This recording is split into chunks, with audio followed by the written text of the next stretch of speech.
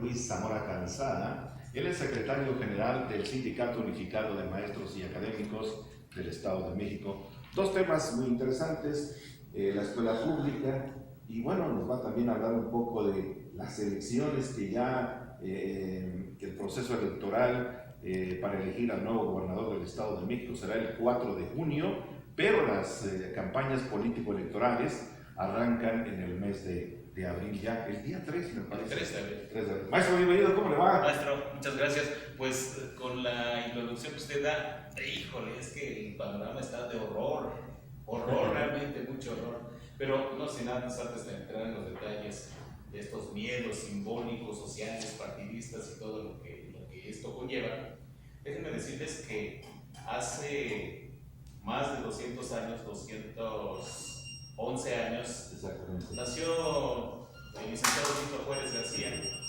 el 21 de marzo de 1806. Si no me equivoco, si no, los historiadores que me corrijan. Exactamente, no tengo la fecha, es el 211 aniversario del natalicio de don Benito Juárez. Nació el 21 de marzo de 1806. Y no soy memorista, ¿eh? Y no nos pusimos de acuerdo. Nada. Eso es interesante. Miren, yo sé que medio mundo hoy ha repetido que el respeto entre los individuos como entre las naciones es la conservación de la paz. Sin embargo, hay de reformadores a reformadores. No se compara la gran imagen de Benito Juárez a la del actual presidente del PRI, del partido del PRI que está en la presidencia de la República. ¿Ha habido reformas? Por supuesto que sí. Sin embargo, don Benito Juárez decía siempre, y siempre lo aseguró, que se tenían que crear leyes, porque no había leyes, para crear instituciones para defender los derechos de los ciudadanos. Con la experiencia que hemos ido acumulando en el Sindicato Unificado de Maestros y Académicos del Estado de México, hoy, parafraseando a don Benito Juárez, les queremos decir que hoy desde la ley hay que recuperar a las instituciones, porque las instituciones han sido secuestradas. Las instituciones están en manos de los funcionarios, en donde el titular en turno nombra a gente sin ver su perfil, sin saber si son capaces, si están preparados en la materia. El ejemplo lo tenemos a nivel nacional, a nivel local. Ahí están esos claros ejemplos de que hoy el ciudadano tiene que recuperar la ley para hacer que el Estado mexicano vuelva a hacer lo que muchos mexicanos quisieron y que dieron su vida por esta razón. Sin embargo, después de este pequeño comentario, este cultural, sí, que no podemos olvidar, créanme que hoy en Toluca, el hemiciclo a Juárez, que está a un lado de la primaria Miguel Alemán, sí. En otros años, maestro, créanme que la algarabía, la cantidad de gente, los trajeados, como dicen, pululaban por todos lados. Hoy estuvo casi desierto, muy poca gente, pues ya no se acuerdan de don Benito Juárez. Sin embargo, Benito Juárez es una figura que la historia nos ha regalado y que como mexicanos hoy tenemos que estudiar su obra para que no se vuelvan a repetir esas historias, al igual que el general Lázaro Cárdenas, figuras simbólicas que no podemos dejar nunca jamás y que hay que recuperar su legado. De verdad, hoy dio tristeza que en Toluca casi se haya olvidado la estructura oficial de hablar de Benito Juárez. Uno de los hombres más brillantes del siglo XIX. Así es, maestro. Y bueno, pues en esta situación ya de horrores que comentábamos, sí. Créanme que pues estamos en la semana, un grupo de personas me invitaron a platicar con ellos y para mi sorpresa fue que fueron cinco personas, 3 mujeres, dos caballeros, que empezaron a platicar y a contarme una historia de horror. Resulta que estas personas están en la lista de representantes de casilla del PRI para las elecciones del 4 de junio. Y me decían que en una reunión de capacitación que se llevó a cabo hace más de un mes, les dijeron que les van a pagar 4,500 pesos a cada uno por quincena a partir de abril. Van a ser 6 quincenas, va a ser abril, mayo, junio. Esto es 3 meses para ellos de un dinero regalado. Pero ¿qué fue lo que me comentaron? Ellos me dijeron que pues ya no están dispuestos a vender a su Estado de México, al país, por 27,000 pesos. Sin embargo, el dato es muy revelador porque hasta este momento, claro, indagamos, nosotros buscamos la información y el resultado que obtenemos es que en todo el Estado de México, al menos hasta la semana pasada, 18,700 casillas están aprobadas por el IEM. Algunos conocedores de estos asuntos electorales nos aseguraron que esto va a aumentar a 19,000 casillas. Hagamos cuentas, miren. Si fuera solamente un representante del PRI por 19,000 casillas, si multiplicamos 19,000 por 4,500, nos dan 85,500,000 pesos, que sería de un solo representante. Pero resulta que son 3, entonces en una primera quincena el PRI va a entregar casi 256,500,000 pesos. A ver, ¿eso lo entrega el INE? No, es el PRI. El PRI. El PRI a sus funcionarios de casilla. El PRI, el puro PRI. Y resulta que haciendo la cuenta de sus 6 quincenas, escuchen la cantidad, yo sé que son muchos ceros, pero son cantidades que pues uno nunca va a ver jamás en su vida. Más que escritas por ahí. Y escritas como en la nota que hoy, si ustedes revisan el internet, está divulgada, está difundida. El gasto en esta estructura son 1,536 millones de pesos para todos los representantes del PRI. Bueno, ¿y los topes de campaña? Mi querido maestro, se asegura y me dicen estas personas, me dijeron que ellos les pidieron que no van a firmar en ninguna nómina, no van a emitir ningún recibo de pago, etc. Esto nos hace suponer que todo va a ser discrecional. Se supone que esto lo debe de investigar la FEPADE porque es demasiado dinero. Hoy en día han dicho que a Josefina Vázquez Mota le dieron 1,000 millones de pesos. Bueno, pues resulta que aquí va a ser más dinero. Son 1,536 millones, si es que la aritmética no nos falla. Pero no, las tablas creo que las sabemos trabajar bien. 1,539, así es, 1,539 millones. O sea, 500 millones más que lo que le dieron a la del PAN por su fundación, acuérdense de las noticias. El problema aquí es, efectivamente, si esto se reporta, cómo van a reaccionar las personas que reciben la tarjeta La Efectiva o de Banorte, que solamente les está depositando el gobierno del estado entre 2,200 y 3,500 pesos, me parece que es por una sola emisión, contra estos 27,000 que ya está casi una situación segura, o los que nada más reciben una despensa para dar su voto. Miren, nosotros volvemos a ratificar nuestra posición. Reciban lo que les den, por favor, pero no vendan el voto, porque tan malo y tan traidor a la patria es el que compra el voto, como traidor es aquel que vende su voto, sobre todo si es por unos votos de cemento, por un poco de varilla, un poco de tabicones o los calentadores solares. Ahora que se distribuyeron miles de laptops en las escuelas, entregando por supuesto la credencial del padre o tutor, ¿dónde va a parar esto? Tenemos que entender de verdad varias situaciones que no habían sido reveladas. Sin embargo, hoy con las redes sociales y por supuesto indagando la veracidad de la información, pues podemos decir que México está a la venta, está todo liquidándose y realmente no sabemos a dónde llegar. Sí, pero aquí está el dato, es concreto. Es muy preocupante esta información que nos trae el maestro, y es que la dignidad del ser humano debe estar muy por encima de pesos y centavos, ¿no? Sí, La conciencia, la dignidad son valores fundamentales del ser humano.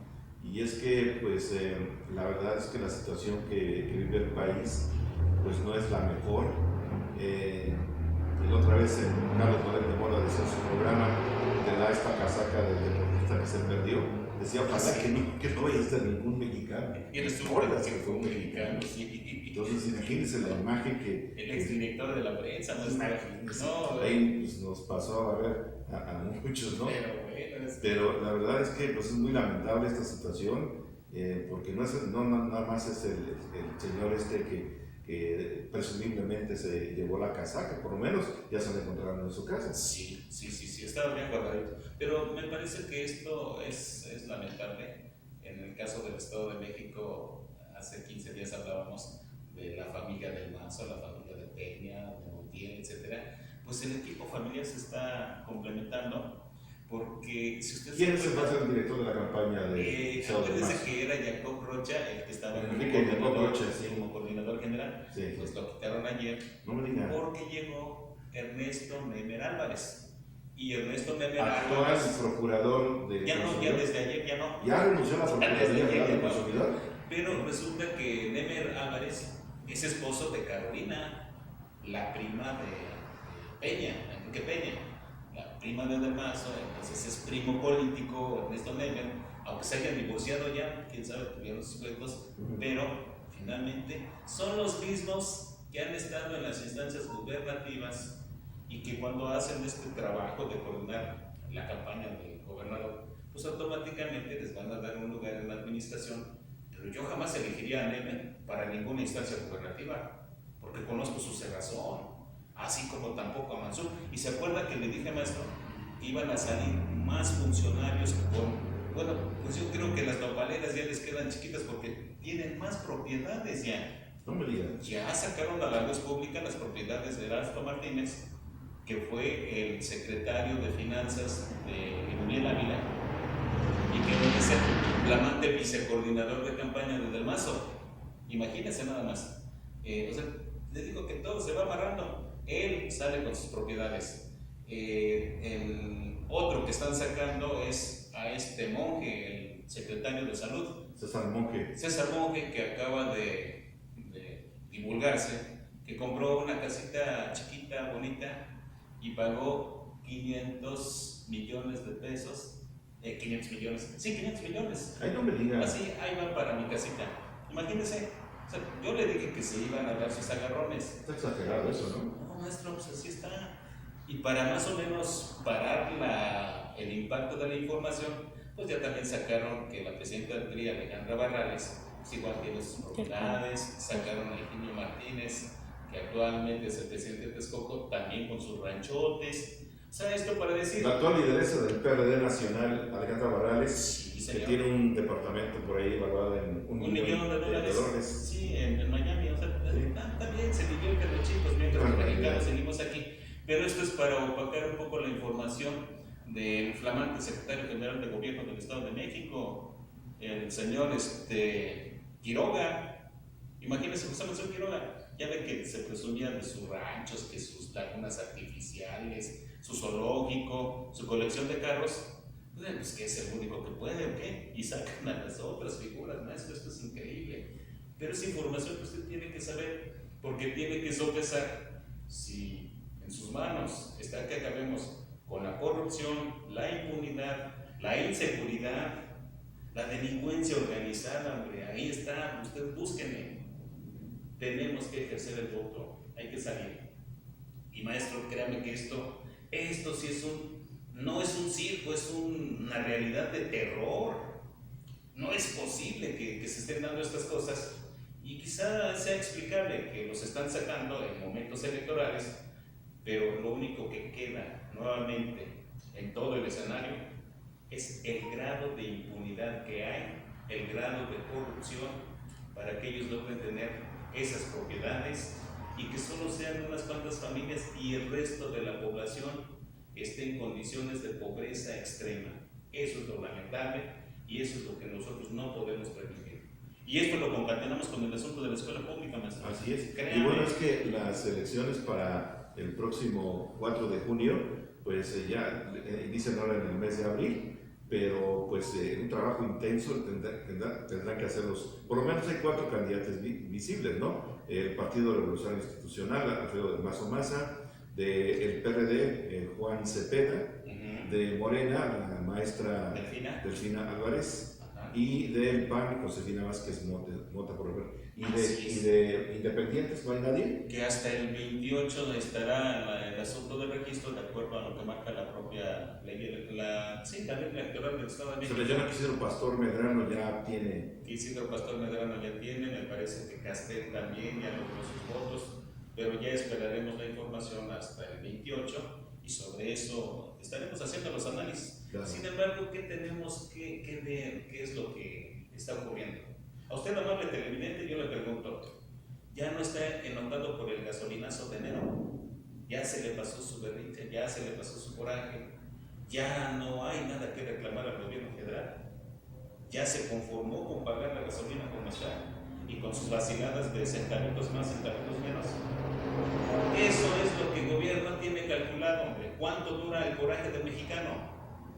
¿Cuánta fuerza tiene para luchar porque se cumpla lo que dice estrictamente la ley? ¿Cuánta fuerza tenemos para luchar contra la impunidad, contra la corrupción? Nosotros volvemos a repetir esto porque el peor mal del país en este momento son los corruptos. Y los corruptos que nunca reciben una sanción, que aun cuando tengan mucho dinero, finalmente queda la impunidad. Oigan, pues mejor encontraron la playera de este jugador así rápido de Estados Unidos a México, pero no encuentran a César Duarte, al de Veracruz. O sea, por Dios, pues contraten esa inteligencia y ya búsquenlo, localícenlo, y que tengan que decir lo que haya que decir de todos sus cómplices, y me parece que son de un partido, aunque ahí se andan defendiendo. Sin embargo, amigos televidentes, no es solo el gasolinazo lo que ha generado todo este desastre del llamado Pacto por México. Nosotros le llamamos en su momento Pacto para Joder a México, y hoy tenemos un elemento más: el proyecto del PRI para la escuela pública. Lo tomamos de una nota que salió publicado el sábado 18, aunque ya teníamos manejando este tema desde hace tiempo, que es la privatización de la escuela. Miren, en una nota que saldrá el jueves o viernes, establece el señor Enrique Calderón Alzati, su nota le llama la ignorancia como política de gobierno. Pues dice que el asunto de todo este montaje que ha hecho la SEP a nivel federal, con Peña, etcétera, con todos sus actores, es privatizar a la escuela.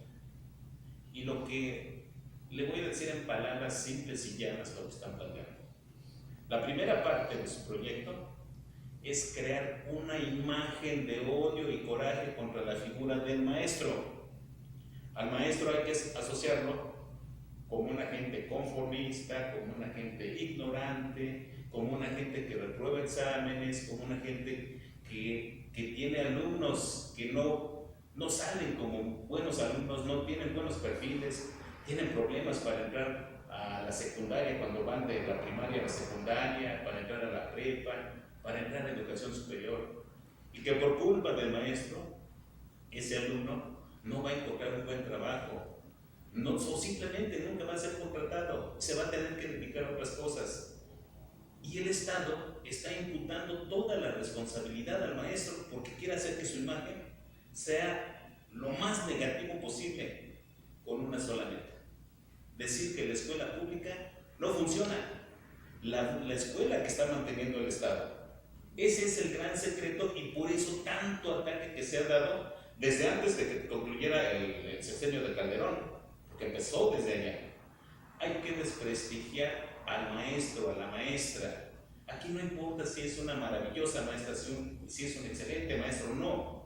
Aquí, con encontrar algunas figuras para decir, miren, qué malos son los maestros son esto. Acuérdense en el 2012, 2013, cuando hubo toda la movilización para rechazar la reforma al tercero y 73 constitucionales, las televisoras oficiales se encargaron de ir por imágenes, de levantar imágenes en donde aparecía el maestro que estaba peleando con otro, que estaba colocando cadenas en una escuela, etc. Era crear una imagen de odio contra el profesor, era devaluar toda su imagen. Pero es el primer paso para decir que no hay calidad en la escuela pública, que no sirve la educación que está brindando el propio Estado. Y entonces, con el propio esfuerzo del propio Estado, desde los planes que tienen, es sacar, al menos inicialmente, aquí ponen un ejemplo, de lograr convencer que 10 millones de alumnos se salgan de la escuela pública y se vayan a la privada, y que tengan que pagar una matrícula de 4,000 pesitos mensuales. En el mejor de los casos. En el mejor de los casos, así baratito. Están calculando un negocio anual de 500,000 millones de pesos anuales. Imagínense nada más lo que significa ese negociazo. No solo es la venta del petróleo que se está manejando, aunque diga Peña que los que lo critican pues somos ignorantes, hombre. No, o sea, es increíble, maestros. No podemos permitir la devaluación de nuestra imagen.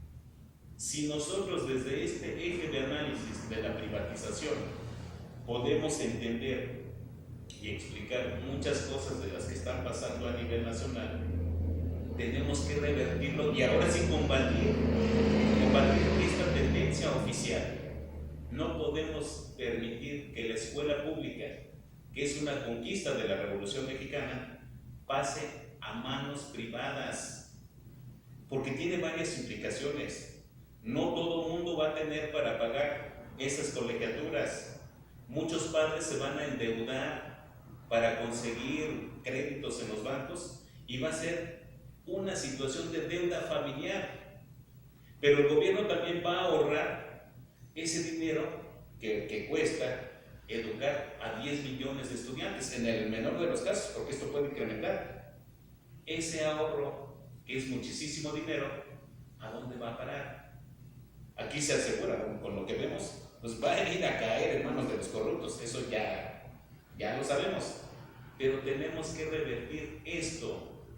Cuidemos la imagen del maestro. El maestro tiene que tener un perfil de volver a ser el referente social nuevamente, y para lograr ser un referente, pues por supuesto que tenemos que estar totalmente actualizados. Y aunque no se dé ninguna situación de indicio pedagógico a nivel federal, porque lo que acaban de presentar con su famoso modelo y las tonterías de Nuño de presentar aprender a aprender como la novedad, es algo que viene trabajándose desde el constructivismo con Jean Piaget, Vygotsky, Ausubel, con todos ellos.